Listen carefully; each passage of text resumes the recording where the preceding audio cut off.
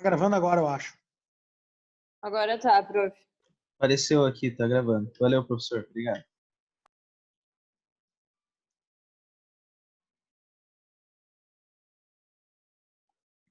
Então, também tem essa pergunta aqui. Fiquei com uma dúvida. Então, no quadro fisiopatologia e manifestações clínicas, na segunda linha do quadro, está escrito que o aumento da pressão intraluminal com a distensão do peritônio. Ah, não. Não, então tá errado. É visceral. Só se foi errado no slide. Certo? Distensão do peritônio visceral. Tá? Você tem razão. Se está no slide assim, eu tenho que trocar isso aí. Tá? Tá bom? Né? Então, acho que você entendeu o espírito. Isso é muito importante. Acho que no slide pode ser que tenha passado errado, sim. Eu vou corrigir isso aí, né? Tá? Realmente, porque no peritônio visceral primeiro e no peritônio parietal ocorre uma dor localizada na fossa ilíaca direita, onde está a ponta do apêndice, encosta no peritônio parietal, irrita o peritônio parietal, e aí vem uma dor somática, né? Tá bom?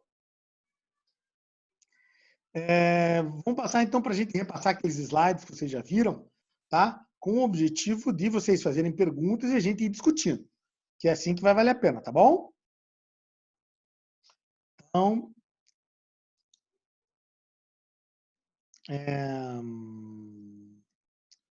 vejamos aqui.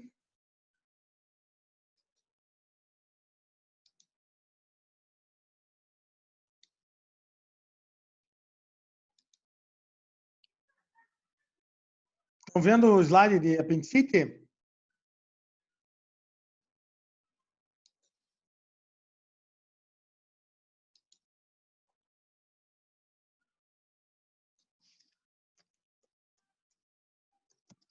Então, joia, vamos lá, vamos começar a conversar. O objetivo da gente é discutir agora, né? Porque vocês já viram bastante coisa, já estão craque em apendicite aí.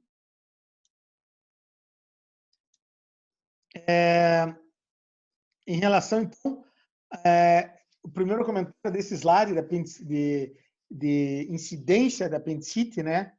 Que é uma das doenças mais comuns que a gente vai ver, certo? Então, todo mundo tem que estar atento à apendicite. O que acontece com os clínicos gerais, né? É que o pessoal fica muito ligado nesse estereótipo da apendicite de ser uma doença que ocorre num homem jovem previamente isto. Porém, a apendicite aguda pode acontecer em qualquer pessoa, né? Então, a gente vê lá uma senhora, 58 anos de idade, obesa, começou com uma dor. Ah, isso aqui é infecção urinária, né? Em mulher, depois que fica um pouco mais velha, o principal diagnóstico que o pessoal coloca, os clínicos colocam, é ITU. Só que, porque ITU em mulher é muito frequente, né? Então, o pessoal vai lá, não, ITU, é como se não existisse apendicite aguda numa senhora de 60, 70 anos de idade, né? Então, isso é muito, muito importante. Qualquer pessoa pode ter apendicite, tá? Certo? E é muito comum e é uma doença grave que pode levar, inclusive, à morte. Perguntas aqui desse slide ou de alguma coisa dessa parte, por favor, aproveitem. Nada? Passar para o próximo.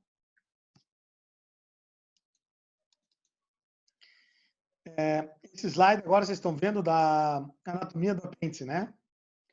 Também a anatomia do apêndice, o apêndice é um órgão bem simples, né? Ele tem uma irrigação por uma artéria que é a artéria apendicular, que é a ramo da iliocólica ou ilioceco-apendicólica, depende da nômina aí, que é a ramo da mesentérica superior, né?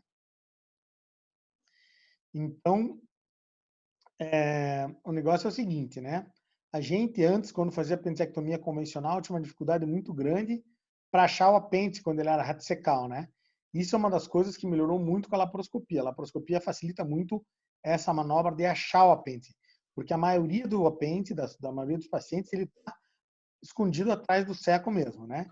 E a maneira que a gente tem na cirurgia de achar o apêndice é seguindo essa tena anterior aqui, certo? Essa tena anterior, a gente vai seguindo ela e chega no apêndice. É bem simples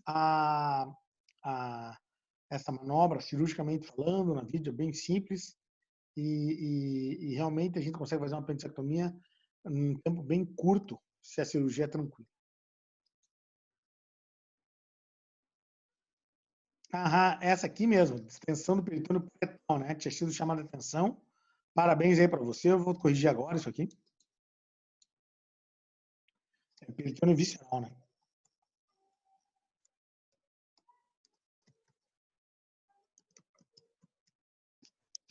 Certo? Então, na distensão do peritônio visceral, é que vai ter dor periumbilical, náuseas e vômitos. E depois, com a distensão do peritônio parietal, aqui vai ter uma dor,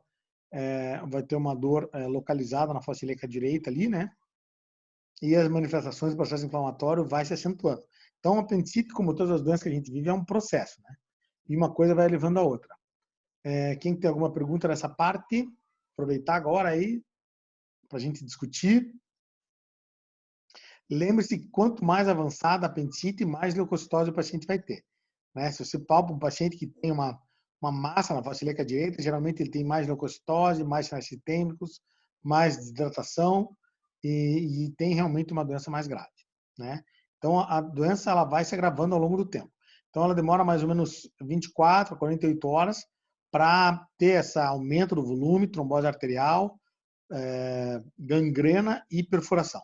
Perfuração geralmente é a partir de 48 horas de início dos sintomas. Mas esse tempo é variável, né? Tá? Querem perguntar alguma coisa, discutir alguma coisa desse slide? Aproveitar aí o grande momento. Tá todo mundo escutando? Tá, né? Muito bem. Então, lembre-se que o local de maior dor, tá? É o lugar onde a ponta do apêndice está em relação à parede abdominal anterior, né? Então, a gente sabe que se é um paciente, por exemplo, paciente que tem um abdômen grande, um paciente obeso, ou qualquer pessoa, muitas vezes a gente tenta pedir para o paciente apontar com o dedo o ponto de maior dor. E muitos cirurgiões, como eu, por exemplo, fazemos uma incisão em cima desse ponto de maior dor, que ali é o lugar com a maior chance de estar realmente a ponta do apêndice. Então, se o paciente apontar ali a dor um pouco mais na pelve, a gente vai um pouquinho mais na pelve. Se ele colocar a dor no ponto de McBurney, a gente vai exatamente lá e assim por diante. Então, é muito importante que a gente saiba que a dor, o local de maior dor, no apêndice, geralmente é onde a ponta do apêndice está em relação à parede abdominal anterior. Então, o pessoal está escutando ou não? Todo mundo quieto aí? Opa, professor. Estamos escutando, sim. Estão vivos aí ou não? Beleza, beleza, obrigado, beleza. É importante que vocês se manifestem, perguntem. Isso aqui é uma discussão, tá? Vocês já estão com uma ideia do que está acontecendo, né? Então é importante aproveitar para tirar as dúvidas. Professor, eu tenho uma dúvida. Em relação, tipo, a dor, ela é mais difusa quando tá no peritônio visceral e ela se torna localizada na fossa ilíaca direita quando ela atinge o parietal? Isso, exatamente. Você tem que lembrar que na evolução da apendicite aguda, o apêndice vai tendo uma oclusão venosa, né? Uma oclusão arterial, gangrena da parede do apêndice, invasão da parede do apêndice pelas bactérias. Nessas horas, os neurônios do peritônio visceral morrem. Por isso que essa dor melhora. Eles não levam estímulo nenhum mais, entendeu? Né? Quando tem um tecido necrosado, vocês vão ver isso várias vezes quando vocês forem médico. Uma ferida gangrenada, assim que tá, enquanto tem processo inflamatório, enquanto tem célula viável ali, a dor é imensa, claro, né? Certo? Isquemia significa dor. Porém, quando está necrosado, vocês vão ver algumas vezes retalho de plástica, por exemplo, de umas pacientes, abdominoplastia, e aquele retalho morre. Aquilo ali não tem dor ali naquele lugar, aquela pele que está totalmente morta, preta, né? Porque o neurônio que estava ali para conduzir aquele estímulo está morto, né? Certo? Então ocorre a melhora dessa dor por esse motivo, né? Porque os neurônios que estão na parede do apêndice, eles morrem. E daí, como passa a ocorrer a irritação no peritônio parietal, aí começa uma dor de maior intensidade, né? E uma dor bem mais localizada, né? Eu que já tive apendicite, já fui operado também, passei exatamente por isso. É impressionante. Eu comecei com uma náusea, enjoo, uma dor difusa e 12 horas depois a dor realmente se localizou na fossa ilíaca direita com uma intensidade também maior. Isso também é importante. Tá bom, muito obrigada. Febre é um sinal incomum, né? Nem todos os pacientes têm febre, mais ou menos metade dos pacientes com apendicite vai ter febre, né? Mas uma grande dos pacientes vai ter uma elevação leve da temperatura ao menos. Então, 37,8 ali, né? Certo? 38. Porém, as pessoas também podem ter febre alta com apendicite, né? Depende da reação de cada hospedeiro, né? Então, eu já vi cirurgião dizer, não, mas quando a febre é 39,5, 40, não é apendicite, porque não é típico, mas também pode ser, né? A febre é variável, mas ela mesmo sendo febre alta, você não tem por que descartar apendicite só porque a febre é 40 graus, né? Tá? Eu já vi médico falando que aí é outra causa. Revisando, então, os sinais clínicos, né? O psoas, o obturador, o Rovzig são os mais comuns, né? E lembrando que a gente está cada vez mais fazendo diagnóstico por imagem, né? A história clínica da apendicite é muito importante, principalmente para o diagnóstico diferencial em paciente sexo feminino, né? História menstrual, data da última menstruação, se tem algum corrimento, se pode estar grávida ou não, e assim por diante. Embora que essa pergunta pode estar grávida ou não, ela tem as mais diferentes respostas, né? E a única forma da gente saber de verdade se uma paciente feminina em idade fértil não está grávida é com um teste de gravidez. Os laboratoriais, né? Então isso que a gente estava citando agora, né? Essa questão da leucocitúria, ela ocorre com uma frequência elevada, mas é uma leucocitúria leve, geralmente não é uma leucocitúria tão acentuada quanto de infecção urinária. E a ponta do apêndice tem que estar encostada na bexiga. O que acontece também no apêndice é uma diarreia. Vocês já viram essa história também? Cabe a mim contar a vocês, né? Um paciente que tem apendicite aguda e tem o apêndice encostando no reto, ou o apêndice que depois que já evoluiu, já perfurou e formou um abscesso no fundo de saco, esse paciente vai ter também uma diarreia importante de muitos episódios por dia, por irritação do reto mesmo, né? Então o paciente passa a ter lá uma diarreia de 10, 15 episódios.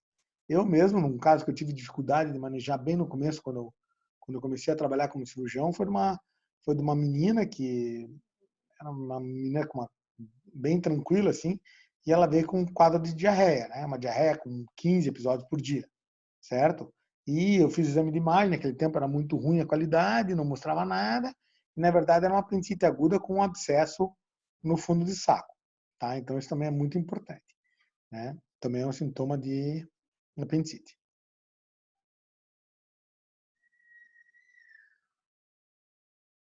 Isso. O Matheus perguntou aqui para a gente se essa questão do aparelho do peritônio, né? Quando a gente faz a apendicectomia, essa parte do apêndice que está gangrenada, ela é retirada. Eu vou passar aqui para vocês daqui a pouquinho o slide da técnica cirúrgica.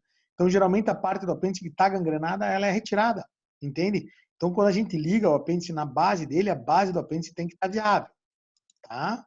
Certo? Então, a gente não se preocupa com reconstruir o peritônio. E, em todo caso, é importante que vocês lembrem que o peritônio é um tecido de alta capacidade de regeneração. É uma camada unicelular. A Eduarda também perguntou isso. Vou responder para você daqui a pouco, Eduarda. Dá para fazer single port, sim. Single port no apêndice, a gente tem até algumas tentativas nisso aí. Tem várias maneiras de fazer.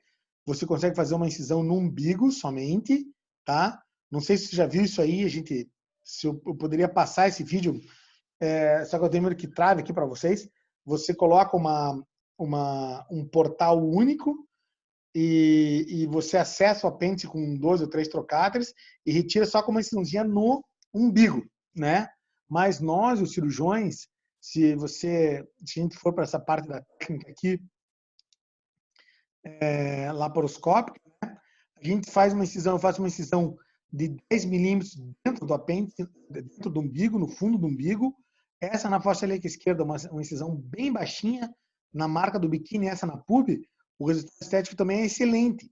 Então, nessa hora, a pressão para a gente mudar para o single port é muito pequena, porque o resultado estético que a gente tem dessa maneira que a gente faz com 3 portais já é um resultado muito, muito, muito bom.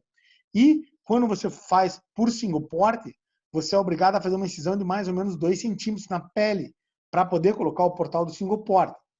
Então, nessa hora, você consegue, mesmo que você faça ela no fundo do umbigo, a incisão fica um pouquinho mais perceptível, certo? Então, se você fizer por 3 incisões separadas bem pequenas, você consegue ter um resultado estético até menor, sabe?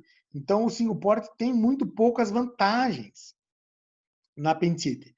É uma técnica que é possível fazer e, por esse motivo, a adoção do single port no nosso meio é muito baixa. E também fora também, né? O single port dá um pouco mais de trabalho para o cirurgião, certo? Porque quando você trabalha com as duas mãos alinhadas, assim, laparoscopicamente, a parte técnica da cirurgia é mais difícil, perde um pouco da habilidade, você fica com uma mão batendo na outra, tá? Então, você tem mais dificuldade para fazer a cirurgia.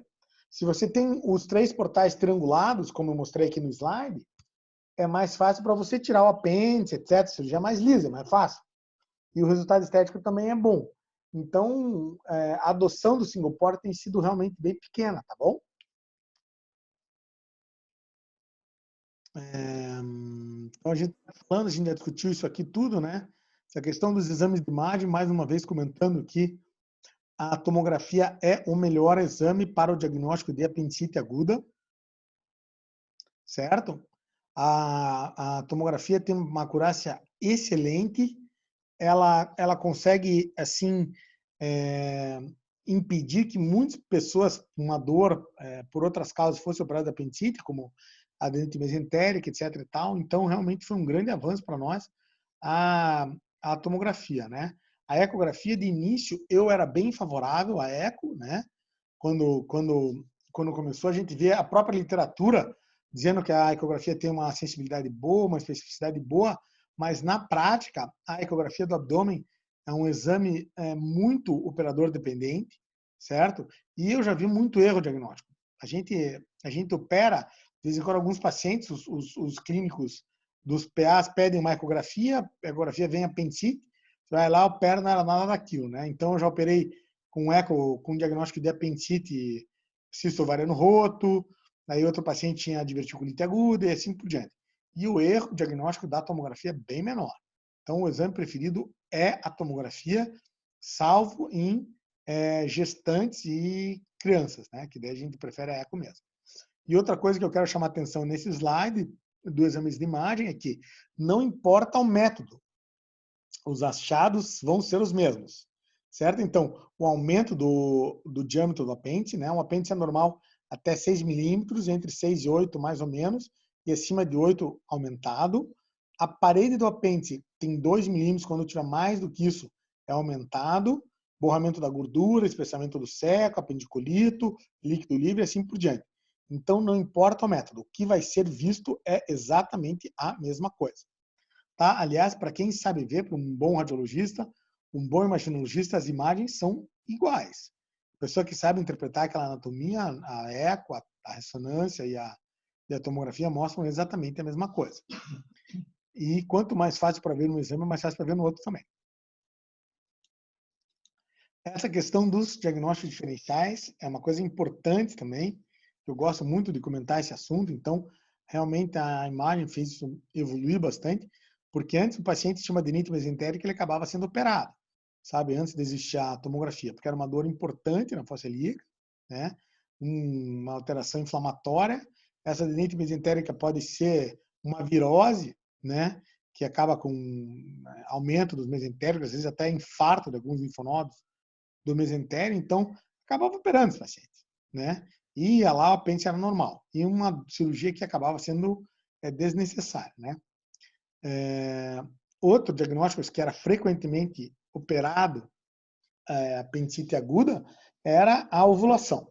Então a menina começava a ovular, moça jovem, ígida e tal, na ruptura do folículo ovariano, né? Tinha um pequeno sangramento, uma ruptura, um pouquinho de líquido intraperitoneal, um pouquinho de irritação peritoneal, pum, apendicectomia. Cirurgia totalmente inútil também. Então, os exames de imagem ajudaram muito a gente a evitar apendicectomias que não tinham sentido nenhum, né? Porque o problema que o cirurgião enfrentava, principalmente no tempo antigo, era deixar passar uma apendicectomia, o que ocorre hoje também, né? Hoje, o grande medo que nós temos é deixar de operar um paciente de apendicite aquele paciente perfurar e a gravidade da cirurgia aumentar muito, né? Então fica uma cirurgia bem mais difícil, muito mais grave, tá bom? Estamos então na questão do tratamento, né? Vamos discutir um pouquinho a técnica aqui. A técnica convencional, né? Para vocês entenderem, realmente ela também evoluiu ao longo do tempo. Eu comecei quando eu era aluno ainda, há mais de 20 anos atrás, infelizmente, né? Tinha alguns cirurgiões que faziam apendicectomia por uma incisão mediana infraumbilical. Então, era uma incisão grande, deixava uma cicatriz grande mesmo, né? Mas o pessoal, cirurgia de emergência, não tem diagnóstico e tal, para poder olhar tem que ter uma incisão mediana, né? E isso foi evoluindo ao longo do tempo, o pessoal passou a fazer aquela famosa incisão de McBurney, que a gente vê lá na praia, lá o pessoal com uma incisão grande na face ilíaca direita, que também é uma incisão que cicatriza mal, e eu e muitos outros, né, começamos a fazer incisões transversas na face ilíaca direita. A incisão transversa, ela cicatriza muito melhor, o resultado cosmético dela é muito melhor, e você consegue fazer uma incisão bem em cima do cérebro, uma incisão bem pequena, e realmente ela fica quase que imperceptível, né? Eu mesmo, né, fui operado lá no apendicite, em apendicectomia aberta, eles fizeram em mim uma incisão transversa reta na face ilíaca, que hoje ela é imperceptível, né? E então isso aí também é muito importante, não é só a cirurgia aberta também evoluiu bastante. Mas a grande vantagem da laparoscopia é que, além de você evitar a infecção de ferida, você consegue ver muito melhor o restante do abdômen, tá? Certo? Então, essas são as grandes vantagens da vídeo. Né? Como eu mostrei aqui no slide, né? É uma cirurgia bem tranquila de fazer, uma cirurgia rápida, demora ali 20 minutos a meia hora e, geralmente, a evolução do paciente é excelente, alta no primeiro pós-operatório, tá? Aberta também, né? Aproveitar e perguntar alguma coisa, vamos perguntando aí, aproveitem que é o momento da gente conversar e discutir o assunto, tá? Tentar enriquecer ao máximo aí.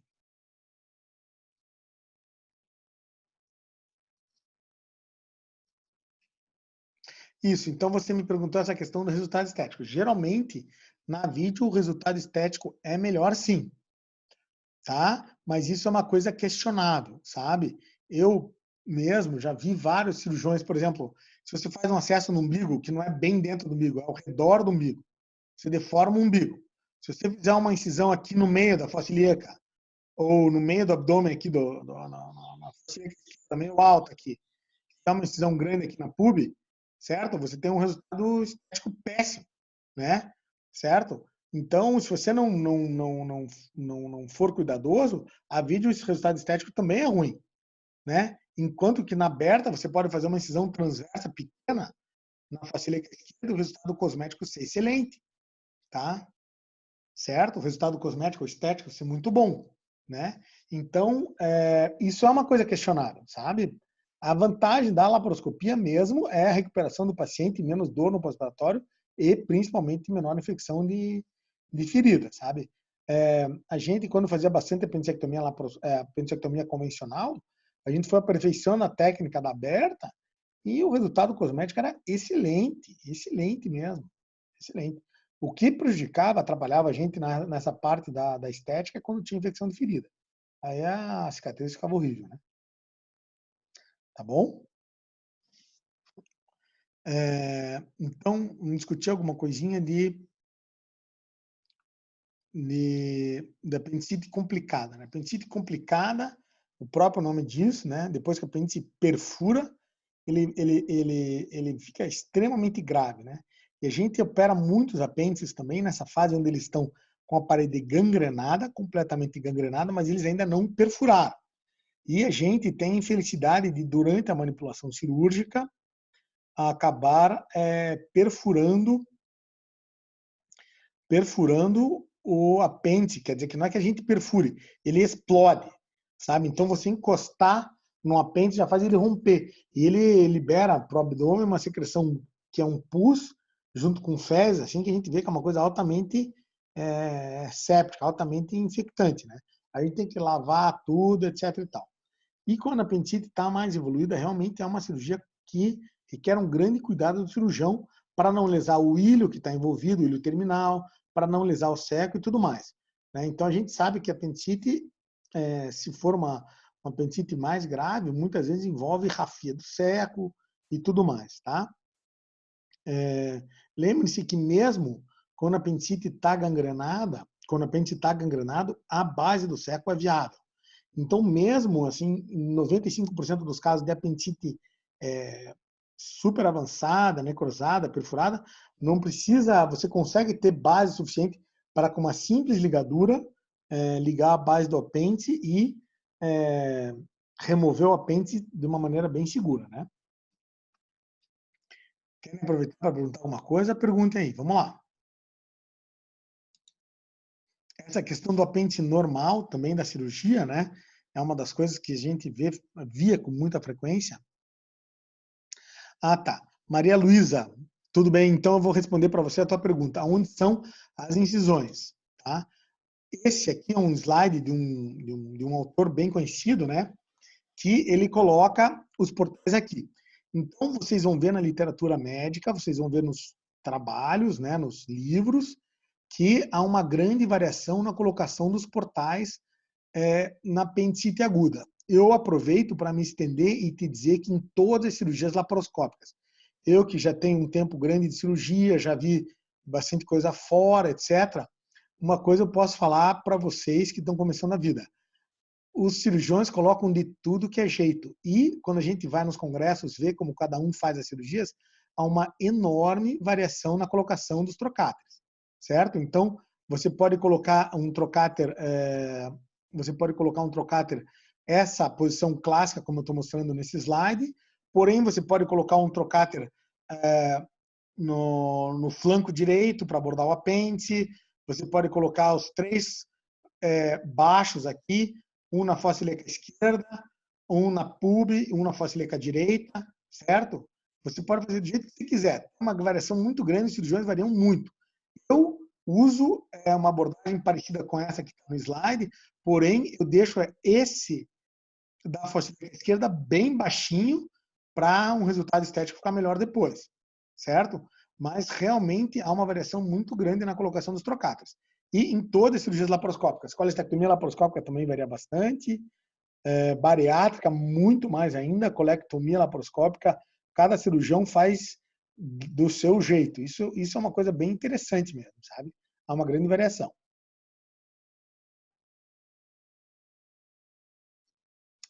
Tá. Essa pergunta também é muito boa, certo?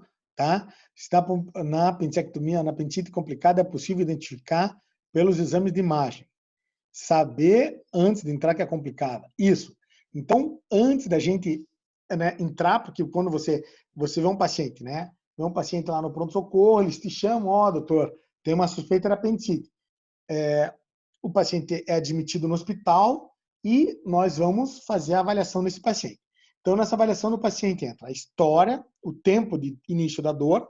Se é uma dor mais de 48 horas, a chance de uma apendicite complicada é muito maior, certo? Tá? Entra nessa história os exames laboratoriais. Se você tem uma leucocitose acima de 17 mil leucócitos, a chance da apendicite também ser perfurada é muito maior. E o melhor de tudo é a tomografia. A tomografia, ela mostra muitas vezes como é que está o estado do apêndice. Se o apêndice está gangrenado, algumas vezes a tomografia é capaz de identificar sim. Isto posto, tá? Nós que operamos apendicite todo santo dia sabemos que tudo pode acontecer. Às vezes você tem certeza que vai ser a apendicectomia mais tranquila, que o apêndice é inicial, que está tudo sossegado, você entra e você vê que o apêndice já está gangrenado, que aquilo está tudo bloqueado, etc. Então, a gente tem algumas coisas que nos orientam a saber se a apendicite vai ser inicial ou complicada na cirurgia, mas a chance de erro, mesmo que você tenha um exame físico cuidadoso, uma história cuidadosa e tenha cuidado ao interpretar os exames de imagem, tem muito erro mesmo. Infelizmente, a gente acaba às vezes descobrindo na cirurgia que uma apendicite que você imaginou que ia ser simples vai ser complicada, né? Tá bom? Isso também a gente entra num outro aspecto que é o otimismo dos cirurgiões, né? Nós sempre somos muito otimistas, então a gente sempre vai achar que a apendicite vai ser uma cirurgia de 20 minutos e a gente vai acabar. Então, a gente erra muito mais em subestimar a gravidade do que o contrário. Tá bom?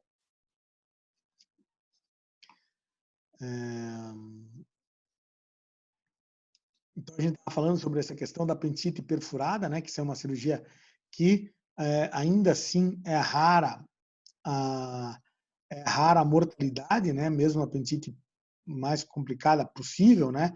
A gente muitas vezes consegue contornar, porém a morbidade da apendicite perfurada é muito maior. Tempo de internamento bem mais longo, né? Cirurgia muito mais difícil e uso de antibiótico. Muitas vezes a gente deixa os pacientes internados 5 a 7 dias para antibiótico endovenoso, né? A gente usa bastante dreno também, né? Um dreno a gente coloca numa outra incisão, faz uma incisão na fossa ilíaca direita, coloca um dreno geralmente de Penrose ali, e o dreno fica ali mais uns 4 ou 5 dias para a gente monitorizar e deixar que saiam as secreções lá de dentro. Certo? Tá? A gente está discutindo também essa questão do apêndice normal, né? Apêndice normal, a gente tem que retirar o apêndice mesmo, né? Porque senão depois a gente gera uma confusão, né?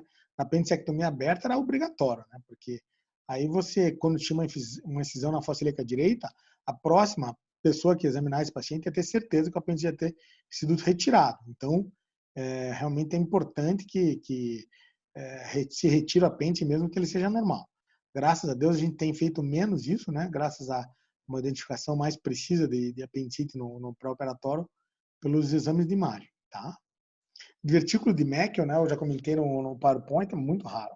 Divertículo de Meckel é comum a gente ver em laparotomia, como um achado incidental, e a gente deixa ele quieto lá, né? Diverticulite de Meckel é bastante grave, é bastante rara, bastante rara. É bastante difícil ver. E doença de Crohn, né? Aí o Juan perguntou também, é um dos problemas, né? Quando você vê um plastrão na fossa ilíaca direita, uma massa na fossa ilíaca direita, numa tomografia, um dos diagnósticos diferenciais realmente é que esse plastrão seja uma doença de Crohn, que é uma doença inflamatória do intestino que a gente vai estudar ao longo do ano, que pode fazer uma massa ali inflamatória. E nessas horas, se for ressecar, você consegue identificar no transoperatório o que tem uma chance maior de ser Crohn e o que tem uma chance maior de ser apendicite. E no Crohn, você às vezes é obrigado a fazer uma ileocolectomia direita, né? Isso aí é coisa que pode acontecer.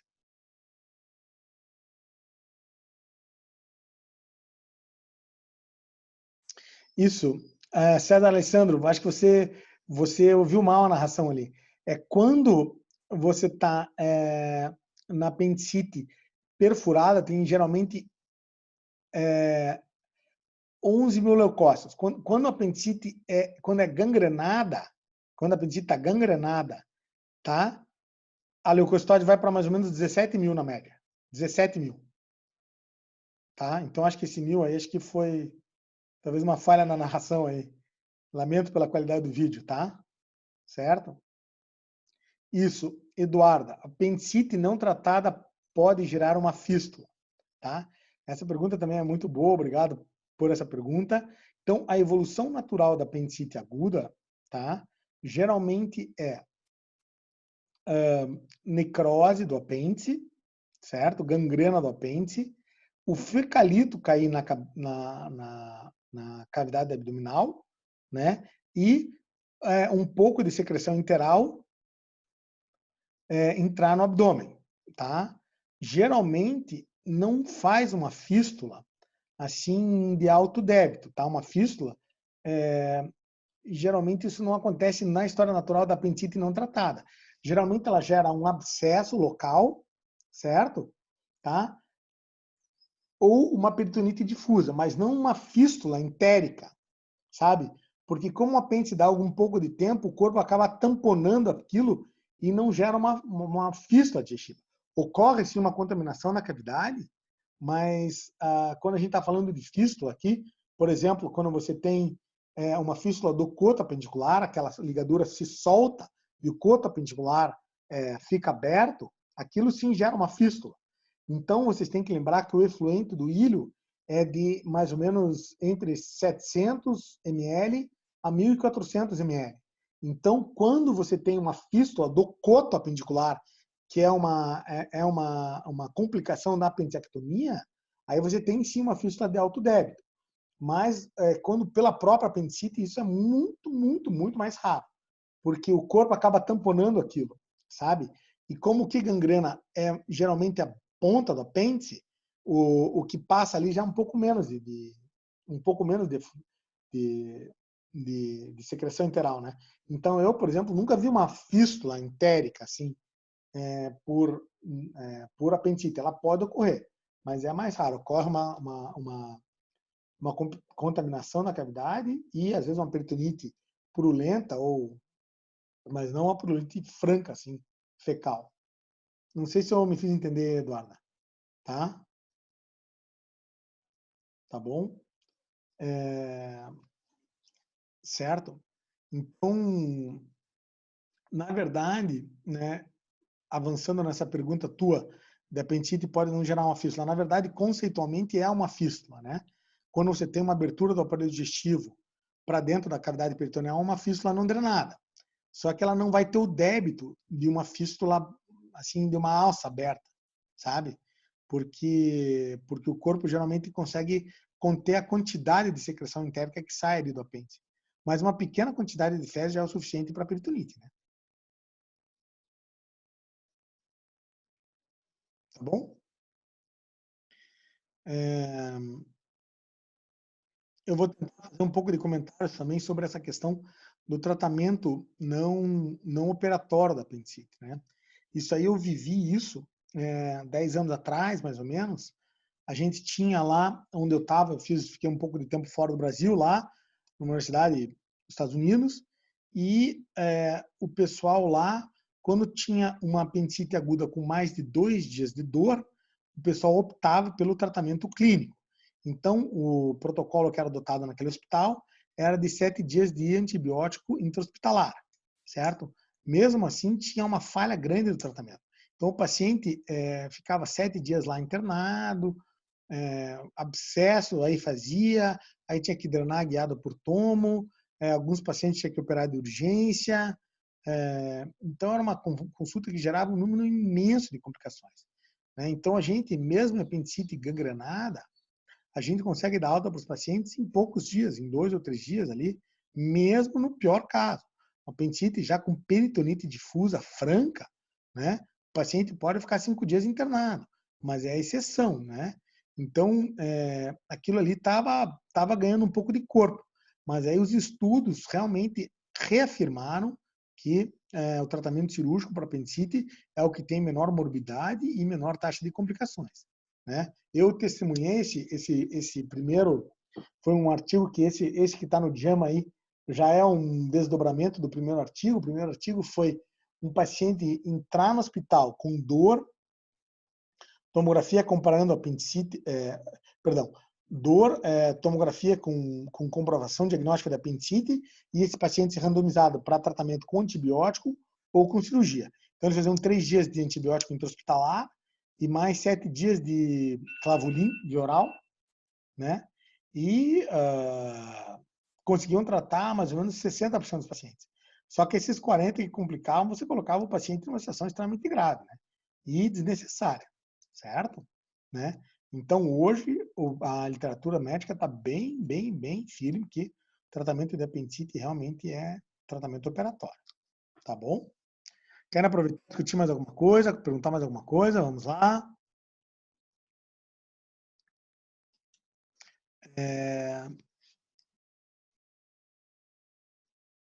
Isso. Tá, Ricardo? Obrigado pela tua pergunta. Tá? Então, vamos discutir essa questão do apêndice quando a base não está viável. Essa situação é rara, felizmente, tá? E tem várias maneiras que a gente consegue escapar dela, né? Então, quando a gente está na laparoscopia atual nossa aqui, realmente a gente fazer um desbridamento do seco, tá? Até a gente tenha tecido da base do seco que esteja viável, certo? E a gente faz uma rafia laparoscópica manual no seco mesmo. Eu já fiz isso várias vezes. Até no começo eu convertia, quando eu via que eu ia ter que fazer uma rafia grande no seco. Eu ficava com medo de ter uma fístula depois, certo? Aí, ao longo do tempo, fui me adaptando a fazer uma rafia no seco, né? Pontear ali o seco laparoscopicamente e, com isso, evitar uma intervenção maior, certo? Uma outra situação que pode acontecer, se você tem disponível, é você usar um grampeador mecânico, né? E você fazer um grampeamento da base do seco, que depois eu vou mostrar para vocês como é que funciona um grampeador, que você faz como uma sutura manual, só que é um aparelho que você consegue grampear assim, 5 centímetros. Você já deve ter visto isso? Quem já viu alguma via? Isso. William, essa pergunta também é boa. Se existe crise apendicular, uma inflamação transitória do apêndice com remissão espontânea?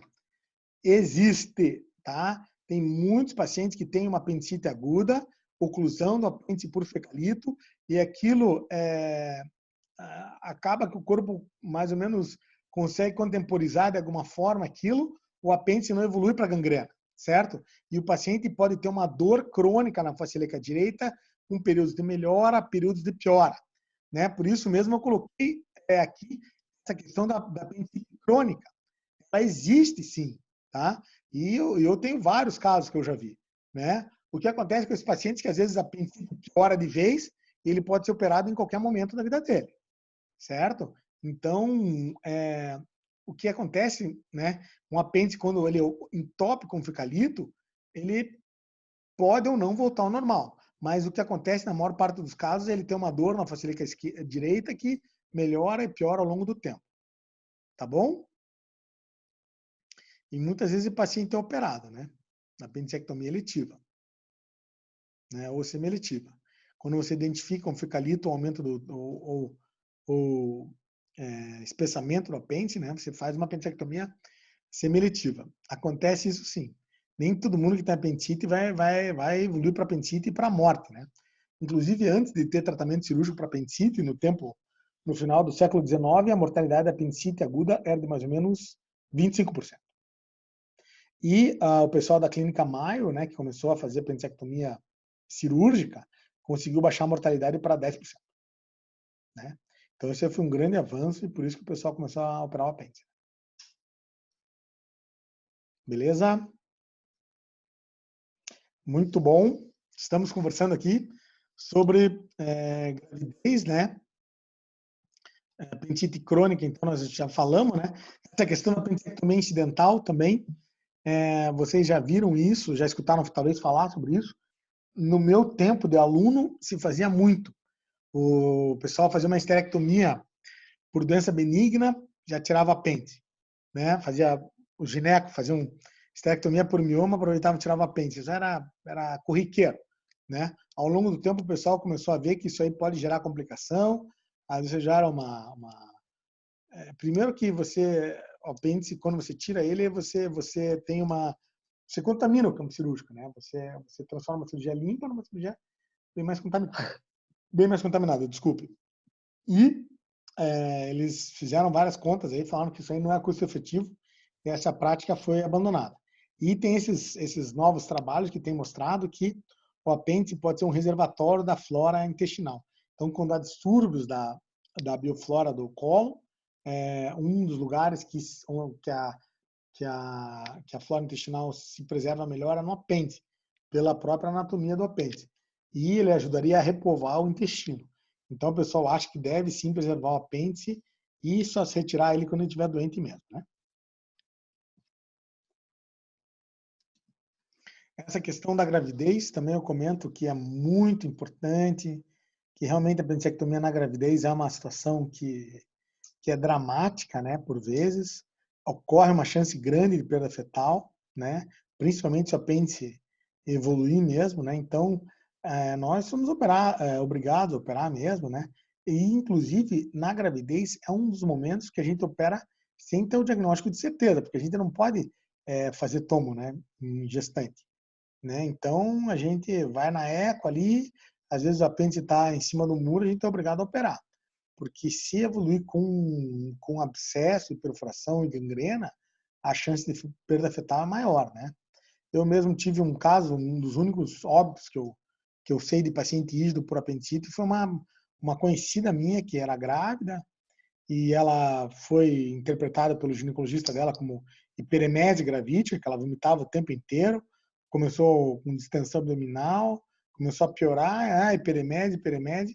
Aí, quando foi detectada a sepse, choque séptico tardio, né, a paciente realmente acabou morrendo de sepse. Foi um caso dramático, foi uma coisa terrível. Então, a apendicite na gravidez tem que ter cuidado, porque os sintomas confundem bastante. Então, a gente, às vezes, é obrigado a operar mesmo sem ter certeza do diagnóstico. Já estamos chegando no final, né, dessa discussão. Questão do idoso também, só lembrar que a apêndice pode ocorrer em qualquer momento da vida, né? Eu lembro aqui um diagnóstico muito importante. Pegar uma senhora de 55 anos de idade, ou de 60 anos de idade. O primeiro diagnóstico em dor na fossa ilíaca direita para essa senhora vai ser infecção urinária. Né? Infecção urinária é frequente em mulher, infelizmente, às vezes a própria paciente te guia um diagnóstico errado, ela fala, não, eu tenho infecção na bexiga sempre, eu acho que essa dor deve ser infecção na bexiga, e o clínico que atende sempre tem que estar atento que pode ser apendicite, né? Então, a paciente que nunca tem um diagnóstico na primeira visita ao atendimento é uma senhora de 60 anos de idade, 70, ó, o diagnóstico dela primeiro, infecção urinária. Mesmo que aquilo tenha uma leucoestrutura pobre, mesmo que ela tenha dor à descompressão, mesmo que tenha distensão abdominal, perda de apetite e tudo. O pessoal não pergunta nada disso. Vai na dor pélvica ali, já acha que a infecção urinária dispensa essa paciente, né, às vezes com antibiótico, e a paciente acaba voltando com peritonite difusa. Então eu peço a atenção de todos, né, pela apresentação inicial poder ser em mulher, né, e não confundir com infecção urinária. Tentar ter uma diferenciação desses dois casos, né? Isso é um diagnóstico bem importante. Outro caso que acontece é quando o apêndice rompe e forma um abscesso no fundo de saco, né? Um dos locais preferenciais de formação de abscesso na apendicite é o fundo de saco, tanto em homem quanto em mulher. Isso aí pode gerar também uma diarreia, uma irritação do reto e uma diarreia com muitos episódios no dia. Então, o paciente tem lá 15 episódios de diarreia por dia. Você vai lá e acha que é uma jeca. Não, tem que estar atento, porque se o paciente tiver dor à descompressão, tiver uma leucocitose importante, certo? Tiver alguma coisa estranha naquela gastroenterite, você tem que desconfiar e fazer exame de imagem. O teu exame de imagem pode demonstrar um abscesso no fundo do saco e aquilo ser a origem da diarreia daquele paciente, certo? Tá? Quero comentar sobre os imunossuprimidos, que não muda muito a conduta, né? A conduta é igual, a apendicectomia é igual. Né? Inclusive, a gente é bastante agressivo, né? Porque se perfurar no imunossuprimido pode ser extremamente grave, né? Então, a gente é bem agressivo para operar mesmo, né? Tá? Os tumores do apêndice, realmente, eles são raros também, né? Os tumores do apêndice são bastante raros. Esse tumor carcinoide, ele ocorre e não tem muito segredo, né? Quando ele é pequeno, você só tira o apêndice, entre 1 e 2 centímetros, fica em cima do muro, maior que 2 centímetros, faz uma colectomia direita mesmo, né? Uma cirurgia formal para câncer, né? Não tem nenhum problema. O adenocarcinoma do apêndice é igual ao adenocarcinoma do colo direito, o mesmo tratamento, exatamente. Inclusive em relação à quimioterapia e tudo, é tudo igualzinho.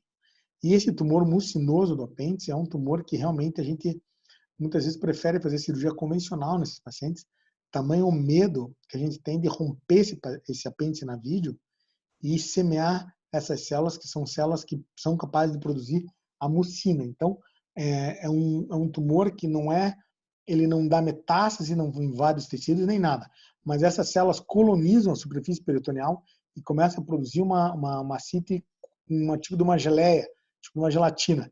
Isso aí é uma coisa de altíssima morbidade, né? Então, esse tumor mucinoso do apêndice, felizmente, ele é extremamente raro e requer um extremo cuidado do cirurgião para não causar doença naquele paciente, tá? Eu quero saber se vocês têm mais alguma pergunta aí ou não, querem conversar mais alguma coisa? Por favor, se manifestem, senhores e senhoras. Estão aí na escuta ou não?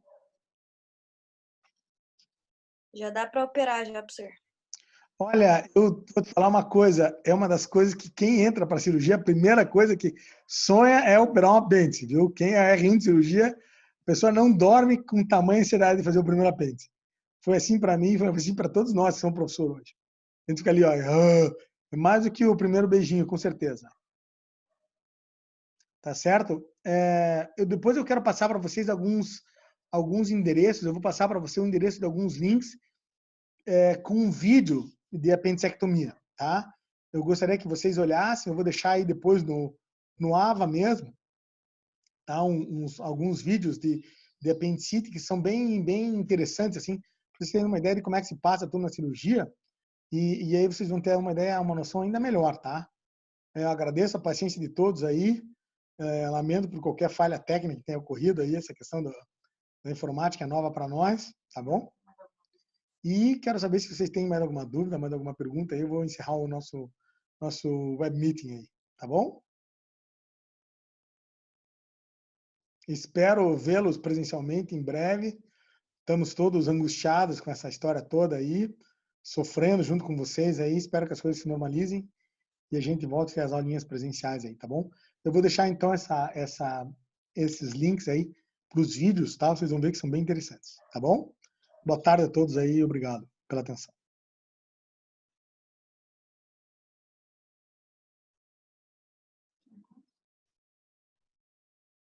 Tinha acho que 70, agora já está em 30. Está todo mundo pulando fora.